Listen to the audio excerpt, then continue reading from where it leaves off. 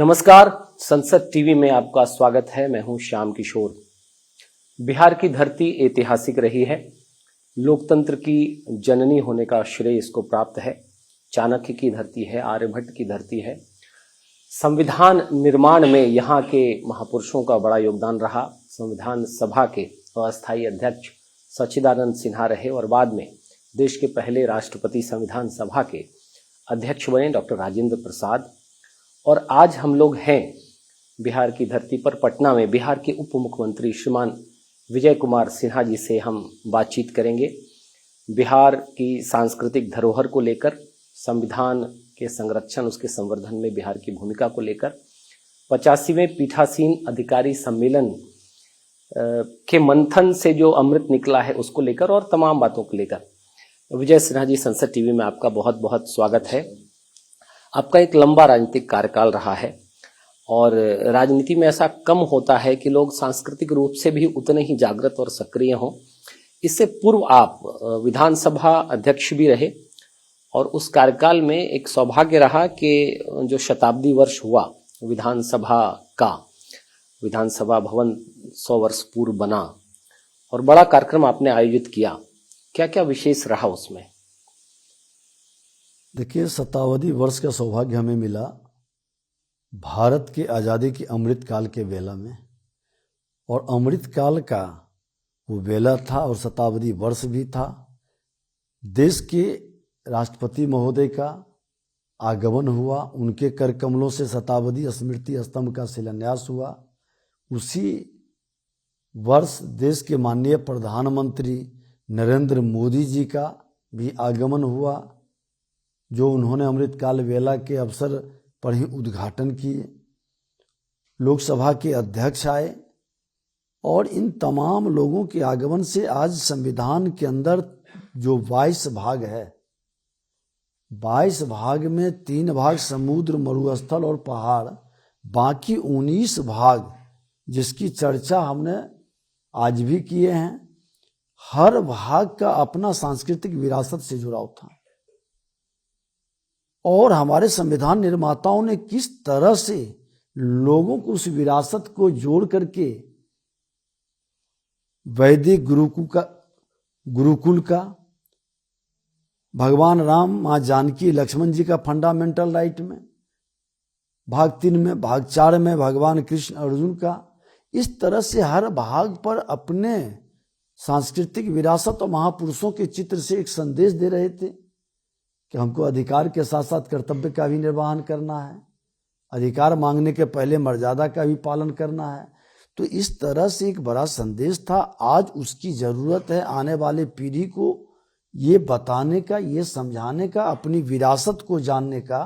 और देश के माननीय प्रधानमंत्री नरेंद्र मोदी जी ने कहा है कि विरासत के साथ विकास, तभी एक समृद्ध राष्ट्र, एक आत्मनिर्भर राष्ट्र, एक विकसित राष्ट्र बनेगा। हम क्या थे, कहां हैं और कहां पहुंचना है, इसको हर अगर जो मन मस्तिष्क के अंदर युवाओं का बैठ जाए, जो ये युवा भारत है, फिर 21वीं सदी का स्वामी विवेकानंद जी का वह सपना पूर्णतः साकार हो जाएगा कि भारत विश्व गुरु की ओर पहले भी था और आज फिर से उस ओर कदम बढ़ा दिया। जी, संविधान की चर्चा होती है तो बिहार की चर्चा होती ही है, लोकतंत्र की चर्चा होती है तो लोकतंत्र की जननी होने के नाते बिहार की चर्चा होती है। कोई 2500 वर्ष पूर्व वज्जी लिच्छवी गणराज वैशाली में ऐसा रहा और कहते हैं कि लोकतंत्र का मूल भाव जो विचार गया वो यहीं से गया। संविधान का निर्माण हुआ तो यहाँ के महापुरुषों का बड़ा योगदान हुआ। लोकतंत्र की रक्षा की बात आई तो संपूर्ण क्रांति का आंदोलन भी इसी भूमि से, और आज संविधान को अंगीकार करने के 75 वर्ष हो गए हैं। और उस अवसर पर संविधान की जो मूल भावना है उसको संरक्षित करने में कैसे संसद और विधायी पीठों की भूमिका है, उसको लेकर क्या प्रयास हो रहे हैं? देखिए, आपने ठीक कहा कि लोकतंत्र की जननी की भूमि रही है और हमारे हर युग में ये मां जानकी की धरती, महर्षि वाल्मीकि की धरती, और सबसे बड़ी चीज है कि चाणक्य चंद्रगुप्त की धरती में भी आपके लोकतंत्र के सारे झलक मिल रहे थे, और किस तरह से इस राष्ट्र को अखंड भारत के स्वरूप में बदला गया। गांधी जी की कर्मभूमि भी रही यही धरती, चंपारण। शुरुआत यहीं से। बिहार के लोगों का निश्चित तौर पर यह कहीं न कहीं तपोभूमि है, कई धार्मिक उद्गम स्थल रहा, ये केंद्र बिंदु। भगवान बुद्ध के ज्ञान की भूमि रही, भगवान महावीर के सेवा का, अहिंसा की धरती ये भूमि रही। गुरु गोविंद सिंह जी के बलिदान की भूमि भी यही धरती रहा। वीर बाल दिवस आज हम लोग मनाए। तो इस तरह से, और राजा राम को भगवान राम बनाने का यही धरती रहा। जी, कहते हैं कि अहिल्या का उद्धार के बाद ही राम को रामत्व मिला। निश्चित तौर पर आज आपने ठीक कहा कि माँ जानकी की जन्मभूमि, माता अहिल्या की ये पवित्र भूमि, आज दो शक्तिपीठ, पटन देवी की, मंगला गौरी की, महालक्ष्मी का भी लोक गाथा में कहते हैं कि यही उद्गम स्थल रहा है। तो कई तरह के अवतरण का, और कहीं ना कहीं इस धरती को फिर से जागृत होने का, पुनर्जागरण का समय आ चुका है। ज्ञान की भूमि रही, ऐसा भी कहते हैं। नालंदा, विक्रमशिला, उदंतपुरी, ऐसे विश्वविद्यालय, दुनिया के पहले विश्वविद्यालयों में से एक, उसकी यह भूमि रही। और मुझे लगता है आपने अपने कार्यकाल में जो विधानसभा भवन की लाइब्रेरी है, ग्रंथागार है, उसमें मां सरस्वती की प्रतिमा की भी स्थापना की, वो भी पहली ही बार हुआ। मां शारदा भवानी का वो हमारे राज्य के सबसे बड़े पुस्तकालय हैं, और उनका प्रतिमा का, उनका पूजन का भी। और ये ज्ञान की भूमि के साथ विज्ञान की भी भूमि रही। आर्यभट्ट आज वो नहीं होते तो खगोल शास्त्र और चंद्रमा और सूर्य पर पहुंचने का सपना साकार किसी का नहीं हो पाता। तो ये ज्ञान विज्ञान की भूमि रही है, लोग इसको स्वीकारते भी हैं। और आज फिर से हमारे देखिए कि फिर से नालंदा विश्वविद्यालय कि पुनर्जागरण का हो रहा है। देश के प्रधानमंत्री माननीय नरेंद्र मोदी जी के करकमलों से शुरुआत हुई है। कई ऐसे कार्य यहाँ पर हो रहे हैं, आर्यभट्ट यूनिवर्सिटी, तो कई ऐसे कार्य हो रहे हैं जो लग रहा है कि यह धरती जो माँ भारती का कंठार के रूप में जाना जाता है, भारत के हम कंठार, तो वो फिर से देश के गौरव गाथा को लिखने के लिए बेताब है, फिर से अपनी सांस्कृतिक विरासत के उभार को बढ़ाने के लिए सक्रिय है। जो सप्तऋषि को हमारी संस्कृति में मूल प्रेरणा स्रोत मानते हैं, जो गोत्र की परंपरा है, हर किसी का एक गोत्र होना, वो भी उन सप्तऋषियों से ही आता है। और सप्तऋषि पर्वत वो भी बिहार में ही है, उसके संरक्षण संवर्धन की भी कोई योजना हो रही है? देखिए, बिहार अपने सांस्कृतिक पृष्ठभूमि को फिर से संग्रहित करने का, हमने भी कला संस्कृति विभाग के माध्यम से अपनी विशेषता और विशिष्टता को संग्रहित करने का, इस पर शोध करने का, इसको नए ढंग से सजाने और उभारने का एक प्रयास शुरू किए हैं। और यह प्रयास आने वाले दिनों में दिखाई भी पड़ेगा, लोग गौरवान्वित भी होंगे।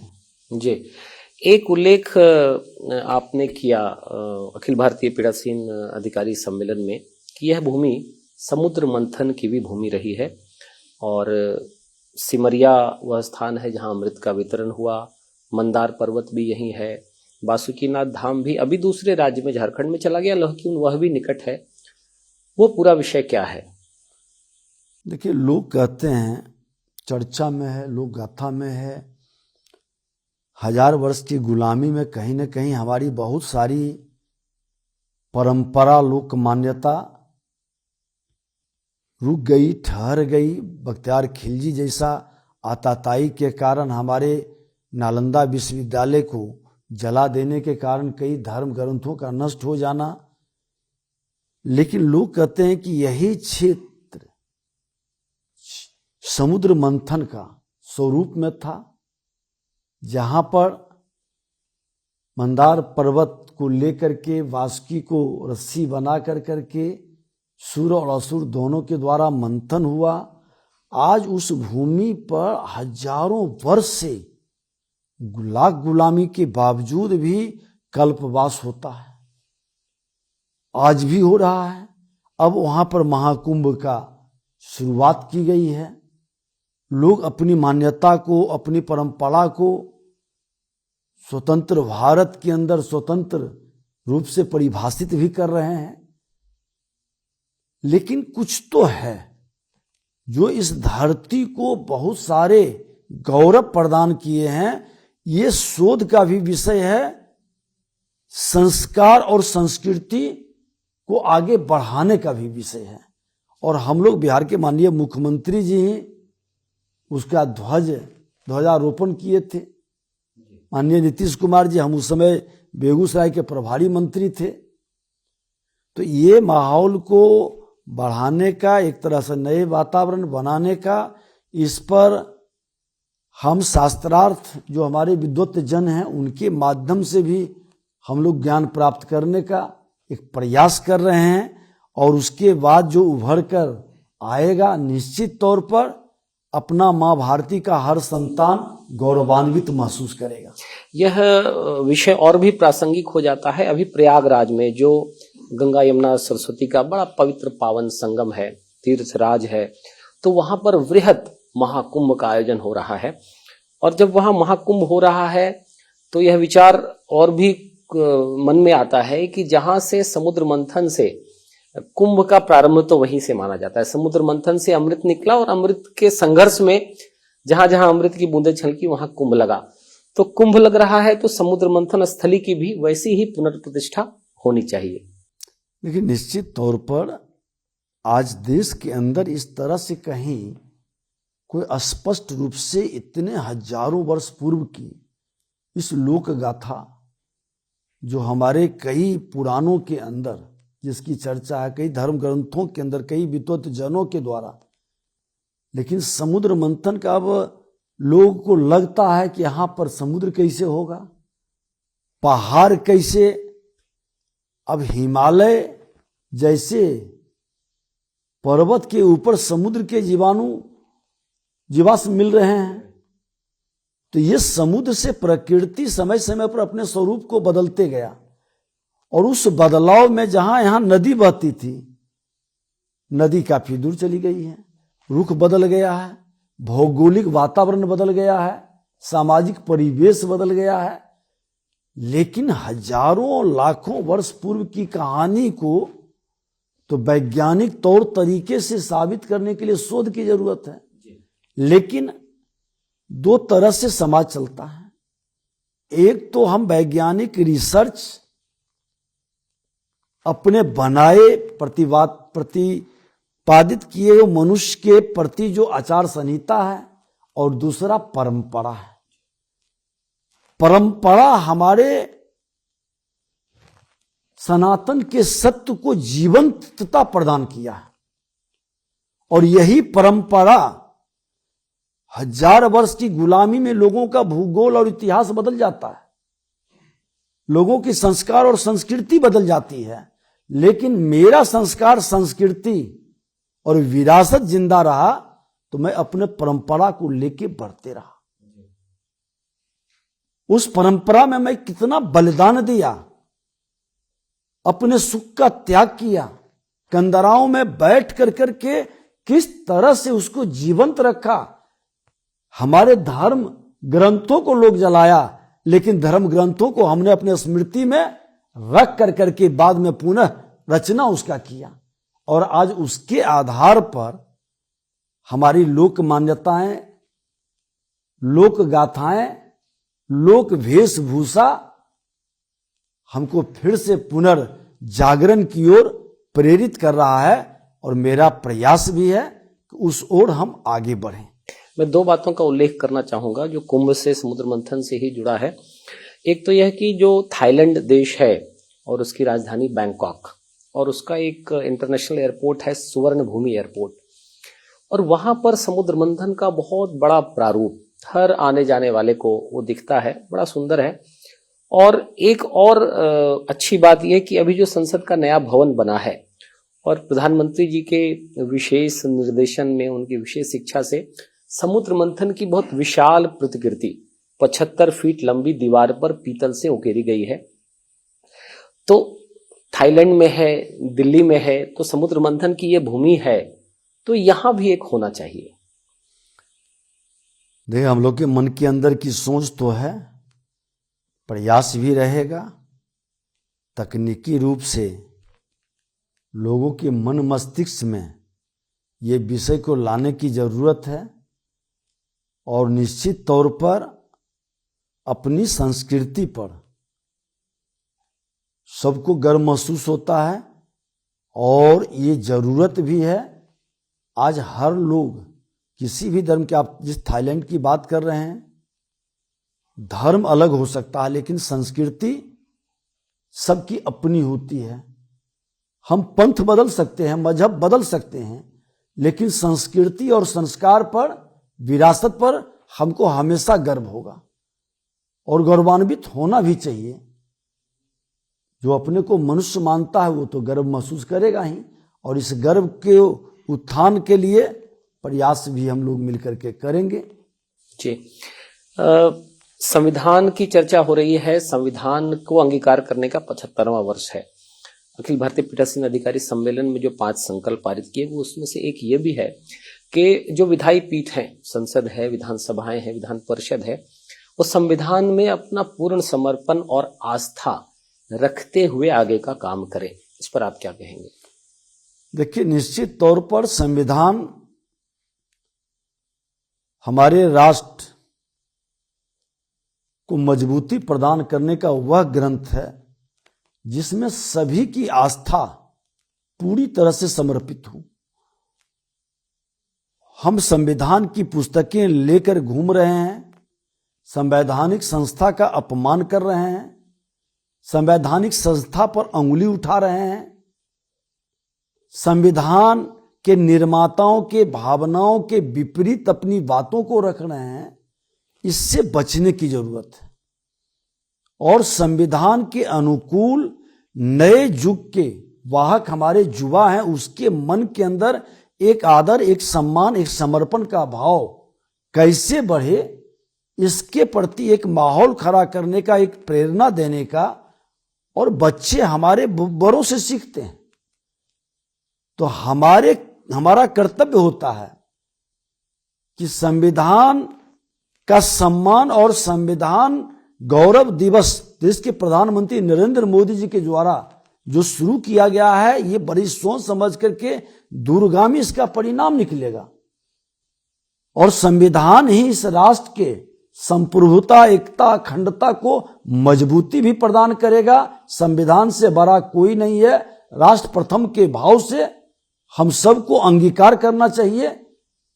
और जिन लोगों के मन के अंदर कहीं न कहीं राष्ट्र के प्रति समर्पण है, सम्मान है, वो संविधान को पहली प्राथमिकता में लेंगे ही, लेना भी चाहिए। एक संकल्प और पारित किया गया कि संविधान की जो मूल भावना है, उसके जो मूल्य हैं, उसे केवल पुस्तकों में न रखा जाए। वो केवल जो राजनीति में है, जनप्रतिनिधि हैं, उनके लिए नहीं है, बल्कि जन सामान्य में भी वो बात आगे जानी चाहिए। जो संविधान दिवस मनाने की परंपरा प्रधानमंत्री जी ने प्रारंभ की, उसका मूल उद्देश्य वही था। और अखिल भारतीय पीठासीन अधिकारी सम्मेलन में भी वह संकल्प में वह बात आई। उसे कैसे आगे बढ़ाएंगे? देखिए, देश के माननीय प्रधानमंत्री नरेंद्र मोदी जी सचमुच में युग पुरुष हैं। उनकी प्रेरणा से आज शताब्दी स्मृति स्तंभ में आपने देखा है कि संविधान की वह जो चित्र का उल्लेख है, हमारे बसु साहब बिहार के ही थे। उन्होंने जो निर्मित किया, लगाया, सभी संविधान निर्माताओं के भावनाओं के अनुकूल, आज उस स्मृति स्तंभ पर हमने उसको लगवाया।